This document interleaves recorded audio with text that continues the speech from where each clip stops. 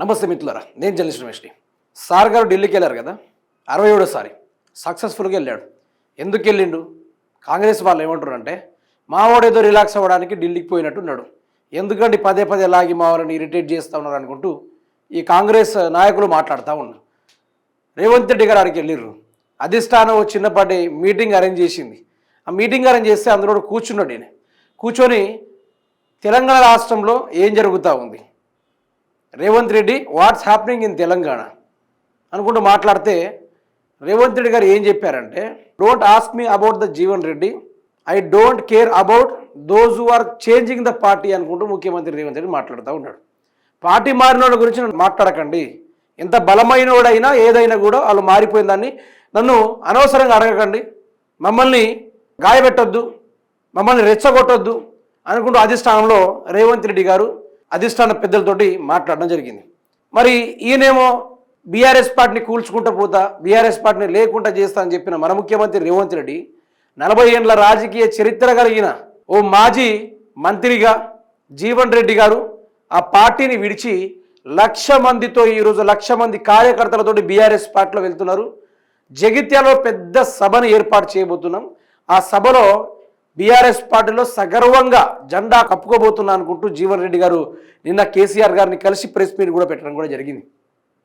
కానీ రేవంత్ రెడ్డి నేను ఇంకా ఈ పార్టీని లేకుండా చేస్తా అని చెప్తున్నాడు.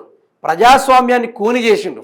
ఈ పార్టీకి చాలామంది రాజకీయ నాయకులు కావచ్చు, ఈ రాష్ట్రంలో ఉన్న ప్రతి ఒక్క మేధావులు కావచ్చు ప్రశ్నిస్తున్న ఏకైక ప్రశ్న, ఉద్యోగాలు ఎటుపోతున్నాయి, మన రాష్ట్ర యువత ఎటుపోతుంది. ఈరోజు 4 యువకులు కలిసి ఒక అమ్మాయిని రేప్ చేసుడింది. అంత దౌర్భాగ్యం రావడానికి గల కారణం ఏంటిది?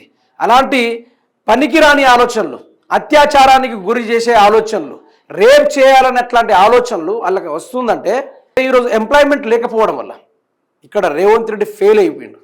వాళ్ళ పరిపాలన ఫెయిల్ అయిపోయింది. ప్రభుత్వం కుప్పకూలిపోయినట్టే ఈ లెక్కన.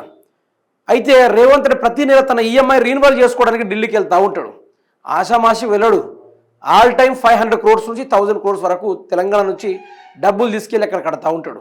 మరి కాంగ్రెస్ పార్టీ పరిస్థితి అక్కడ ఎట్లా ఉంది తెలంగాణలో, మళ్ళీ గెలిచేటట్టు ఉందని అడిగితే, సార్ ఇప్పటికే మాకు తలకాయ బీభత్సంగా పగిలిపోయే పీక్స్ లెవెల్లో ఉన్నాం. ఒకవైపు ఏమో మేము ఏదైనా దోచుకుందామన్నా ఏదైనా కబ్జా చేద్దామన్నా కూడా మేము వాటిని సంపాదించుకునే టైంలో బీఆర్ఎస్ పార్టీ వాళ్ళకి ఇంటిమేషన్ వెళ్ళిపోతుంది. అక్కడ ప్రజలు వాయించుడు, ఇటువైపు ఏమో బీఆర్ఎస్ పార్టీ వాళ్ళు వాయించుడు, తర్వాత సోషల్ మీడియా వాళ్ళు వాయించుడు. ఇక మమ్మల్ని దొంగలు లెక్క చూస్తూ ఉన్నారు. ఆ ప్రెజర్ మేము తట్టుకోలేకపోతున్నాం. ఏదైనా వాటాలు చేసుకున్నా కూడా మేము సీక్రెట్గా నిర్వహించుకున్నా కూడా అది కూడా బయటపడిపోతుంది. అది కూడా చెప్పలేని పరిస్థితిలో ఉంది.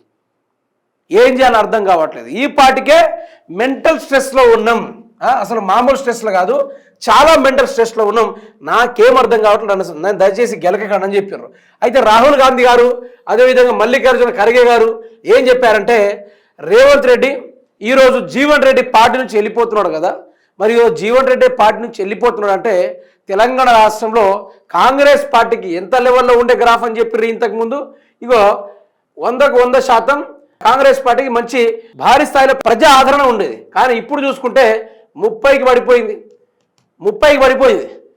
ఇప్పుడు ఇలా వచ్చింది ఇలా గ్రాఫ్, ఇలా ఈ యొక్క 100 నుంచి తిరిగి ఇక్కడ 30 దాకా వచ్చిందంటే ఇక అర్థం చేసుకోండి కాంగ్రెస్ పరిపాలనని ప్రజలు ఏ విధంగా ఇది చేస్తూ ఉన్నారు.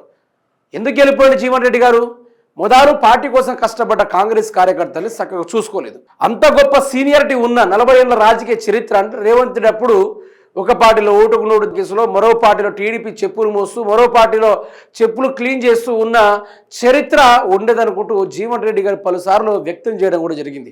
ఆయన అంత రాజకీయాన్ని కాంగ్రెస్ కోసం ధారబోస్తే ఈరోజు అతన్ని లెక్క చేయకుండా ఉండుంటే ఈ పార్టీలో నేను ఉన్నా ఒకటే లేకున్నా ఒకటే అని రాజీనామా చేసేసి నిన్న కేసీఆర్ గారిని సగర్వంగా కలిసి జగిత్యాలలో 27వ తారీఖు రోజున భారీ సభను ఏర్పాటు చేసి ఆ సభలో ఏం చేస్తూ ఉన్నారు, కాంగ్రెస్ పార్టీ నుంచి బీఆర్ఎస్ పార్టీలోకి చేరిపోతూ ఉన్నారు. ఇలా రేవంత్ రెడ్డికి మెంటల్ ప్రెషర్ పెరిగిపోయింది. ఎటు చూసినా కూడా నేను బీఆర్ఎస్ పార్టీని ఖతం చేద్దాం అనుకుంటుంటే కాంగ్రెస్ పార్టీ వాళ్ళందరూ కలిసి నన్నే ఖతమే చేసేటప్పుడు అని రేవంత్ రెడ్డి గారు ఇక పీక్స్ లెవెల్లో బాధపడుతున్నారు. అబ్బా అది మామూలు బాధ కాదు. ఈ ప్రపంచంలో అటువంటి బాధ ఎవరికి కూడా రాకూడదు. ఆయన ప్రతిసారి ఢిల్లీకి ఎందుకు పోతాడో తెలుసా మీకు? ఒకటి, తన ఈఎంఐ చెల్లించుకోవడానికి డబ్బులు పట్టుకుపోతాడన్న విషయం అది 100% నిజం. కానీ కొన్నిసార్లు ఎందుకు పోతాడో తెలుసా? ఈ తెలంగాణ రాష్ట్రంలో ఏదైతే అందరు కలిసి అతనికి మెంటల్ ప్రెషర్ పెడతా ఉన్నారో, ఆ తెలంగాణ రాష్ట్ర ప్రజలు తిట్టే భాష కావచ్చు, ఆ యాస కావచ్చు, రేవంత్ రెడ్డి నిద్ర పట్టడం లేదు. కొన్ని రోజులు ప్రశాంతంగా మెడిటేషన్ చేసుకోవడానికి సార్ గారు ఢిల్లీకి పోతూ ఉంటారు. ఆ ఢిల్లీకి పోతూ ఉంటే ఆ ఢిల్లీలో ఆడ కూడా వదిలేని పరిస్థితి రేవంత్ రెడ్డిని.